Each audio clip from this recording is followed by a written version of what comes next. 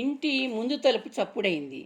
పూజాగృహంలోంచి కర్దముడు, అరుంధతి, నిధి, నవనీత యువతలకి వచ్చారు.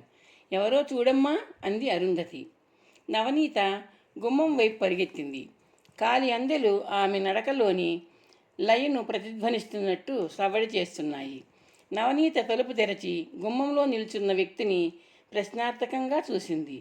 ఎప్పుడో ఎక్కడో చూసిన ముఖం అయినా ఎవరో పోల్చుకోలేకపోతోందామె. కర్దముడు గారు ఉన్నారా అమ్మా?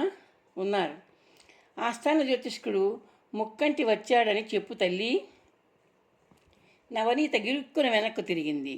నాన్న అని అరుస్తూ లోపలికి పరిగెత్తింది. పిలుపు విని ఎదురుగా వస్తున్న తండ్రికి ఎవరొచ్చారో చెప్పింది. కర్దముడు వేగంగా వీధి గుమ్మం వైపు వెళ్ళాడు. దయచేయండి దయచేయండి ముక్కంటిని ఆహ్వానించాడు కర్దముడు నమస్కారం చేస్తూ. ముక్కంటి గడప దాటి లోనికి అడుగుపెట్టాడు ప్రతి నమస్కారం చేస్తూ. పెందరాళే నా గృహాన్ని పావనం చేశారు, కూర్చోండి. ముక్కంటి చిన్నగా నవ్వాడు. పాదం మోపి గృహాలను పావనం చేసేంత శక్తి ఈ సామాన్యుడికి లేదు. మిమ్మల్ని, మీ ధర్మపత్ని గారిని, మీ సంతానాన్ని చూసిపోదామని వచ్చాను. చాలా సంతోషం కర్దముడు అన్నాడు. నిధి, చెల్లాయి, అమ్మా నువ్వు ఇలా రండి అంటూ ఇంటి లోపలికి కేక వేసి ముక్కంటి వైపు చూశాడు.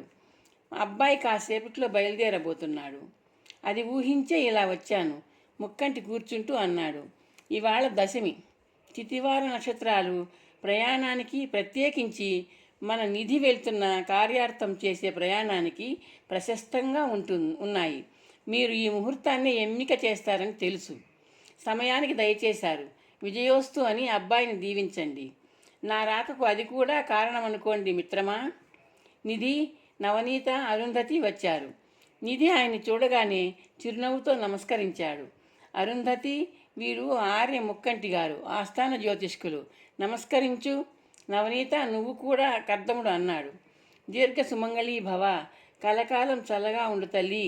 ముక్కంటి తనకు నమస్కరించిన అరుంధతిని, నవనీతను దీవించాడు. ఏదో చెప్పబోతున్నట్టు కర్దముడిని, నిధిని కలియజూశాడు.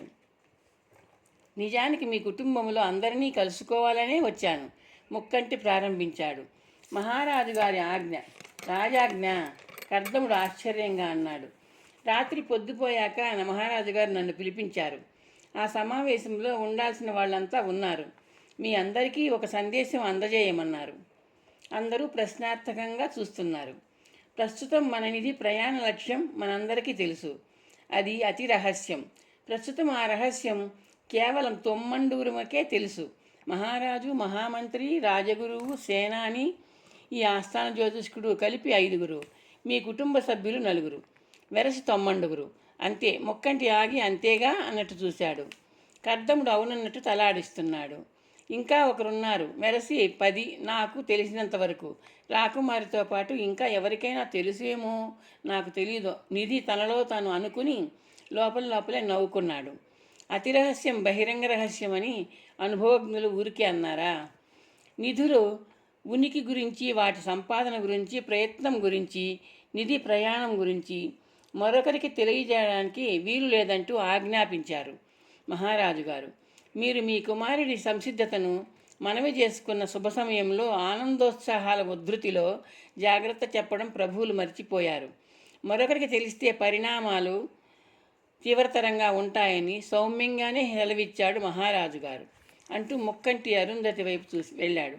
అమ్మా, మన నిధి క్షేమం కోసం, నవనిధుల లాభం కోసం మనందరం ఈ విషయంలో కఠిన మౌనం పాటించాలి. ముఖ్యంగా మీ మహిళలు ఇరుగు పొరుగు అమ్మలక్కలతో. ఆ జాగ్రత్త మాలో మేము ఎప్పుడో అనుకున్నాము ఆర్య. కర్దముడు నవ్వుతూ అన్నాడు. నవనిధుల క్షేమం లేదా లాభం ప్రభువులకు ఎంత ముఖ్యమో మా వంశాంకురం నిధి క్షేమం మాకు 1000 ఎక్కువగా ముఖ్యం. విషయం బయటికి పొక్కితే దోపిడీ దొంగలు, దురాశాపరులు, శత్రురాజ్యాల సేవకులు మా వాణ్ణి క్షేమంగా తిరిగి రానిస్తారా? ముచ్చటైన ముందు చూపు, ముక్కంటి ఉత్సాహంగా అన్నాడు. రాచకారం ఎప్పుడూ రహస్యమే, కర్దముడు అనవ్వాడు. కర్దముడు విషయం తెలిసిన విఘ్నుడు అని నాకు తెలుసు, ముక్కంటి అన్నాడు. రాజుగారి శాసనం కదా, స్వయంగా నన్నే తెలియజేయమన్నారు. రహస్యంగా ఉంచమని హెచ్చరించారు. నా బాధ్యత నిర్వర్తించాను. మీరందరూ అతి జాగ్రత్తగా ప్రవర్తిస్తున్నట్టు మహారాజు గారికి మనవి చేస్తాను. పైకి లేస్తున్న ముక్కంటిని చూస్తూ కర్దముడు కూడా లేచాడు. ముక్కంటి అందరినీ కలిగి చూశాడు. కర్దముడి వైపు చిరునవ్వు నవ్వి చూపులు తల్లి కూతుళ్ళ మీదికి మళ్లించాడు. వెళ్ళొస్తాను తల్లి, నేను చెప్పింది గుర్తుంచుకోండమ్మా. అరుంధతి, నవనీత తలలు ఊపారు. వెళ్ళొస్తాను, నమస్కారం కర్దముడితో అని ముక్కంటి గుమ్మం వైపు నడిచాడు. తలుపు దగ్గర ఏదో ఆలోచన తట్టినట్టు ఆగి తిరిగి నిధి వైపు తదేకంగా చూశాడు. నాయనా నిధి, గుర్తుంచుకో, రహస్యము నీకు రక్షణ కవచం. నిధి చిరునవ్వుతో చూశాడు. ముక్కంటి గడప దాటి వెళ్ళిపోయాడు. నవనీత మువ్వల సవ్వడిలో అడుగులు వేస్తూ వెళ్ళి తలుపు మూసి గొళ్ళెం పెట్టింది. ఆయన మాటల్లో, ఆయన తెచ్చిన సందేశంలో నోరు తెరిచారు జాగ్రత్త అనే బెదిరింపు వినిపించింది. నవనీత ముగ్గురిని ఉద్దేశిస్తూ అంది, మరొకరికి తెలిస్తే పరిణామాలు తీవ్రతరంగా ఉంటాయని మహారాజు సౌమ్యంగానే హెచ్చరించినట్టు ముక్కంటి గారు 3 ముక్కల్లో చెప్పారు కదా నవని. నిధి నవ్వుతూ అన్నాడు. ఆయన మాత్రం ఏం చేస్తారు? కర్దముడు అన్నాడు. మహారాజు మాటల్లో గుచ్చుకునే ముళ్ళని సేవకులు పువ్వుల్లాగా మార్చి అందిస్తారు. అదే నిజమనిపిస్తోంది, అరుంధతి అంది. నవనిధుల్ని కనిపెట్టాలి, స్వాధీనం చేసుకోవాలి, అంతవరకు బాగానే ఉంది. నవనిధులు కదా, ఎన్ని ఏనుగులు మోయాల్సిన బరువు ఉంటాయో. ఎలా నాన్న? రాజ్యం కోసం, ప్రజల కోసం సాహసం చేసి సాధిస్తానన్నావుగా, మూటగట్టి మోసుకురా.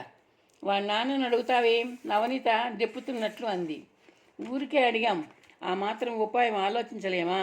పర్వతం అడ్డొచ్చి పోయినప్పుడు ఎక్కుతాం, సముద్రం అడ్డొచ్చినప్పుడు దాటుతాం, తెలుసా? నిధి నవ్వుతూ అన్నాడు. రారా నాయనా, అదెప్పుడు ఇంతే, నిన్ను చూసినప్పుడల్లా అలా ఉలికి పడుతూనే ఉంటుంది. ఎవడు కట్టుకుంటాడో, కట్టుకుని ఎలా వేగుతాడో.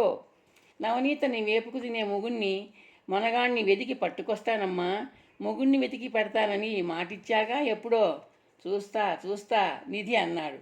నా గురించి అడిగే వాళ్ళకి చెల్లికి మొగుణ్ణి వెతికే పని మీద వెళ్ళాడు అని చెప్పండి.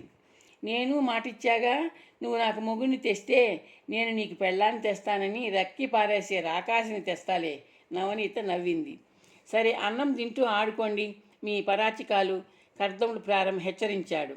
రానాయన, నీకు ఇష్టమైనవన్నీ వండాను, మళ్ళీ ఎన్నాళ్ళకు కడుపార కావాల్సిన పదార్థాలు తింటావో అంటూ అరుంధతి భోజనశాల వైపు దారితీస్తూ అంది. నిధి నవనీత భుజం చుట్టూ చేతిని వేసి దగ్గరగా లాక్కొని నడవసాగాడు. కర్దముడు ఇద్దరిని తృప్తిగా గర్వంగా చూస్తూ వాళ్ళని అనుసరించాడు. పర్వతపాదం దగ్గర ఆగి తల పైకెత్తి ఆలయ గోపురం వైపు చూస్తూ నిధి చేతులెత్తి నమస్కరించాడు. క్షణకాలం పాటు గర్భాలయంలోని వాలీశ్వర లింగాన్ని మనోనేత్రంతో దర్శించి తన ప్రయత్నాన్ని విజయవంతం చేయమని, త్వరగా పునర్దర్శనం ప్రసాదించమని ప్రార్థించాడు.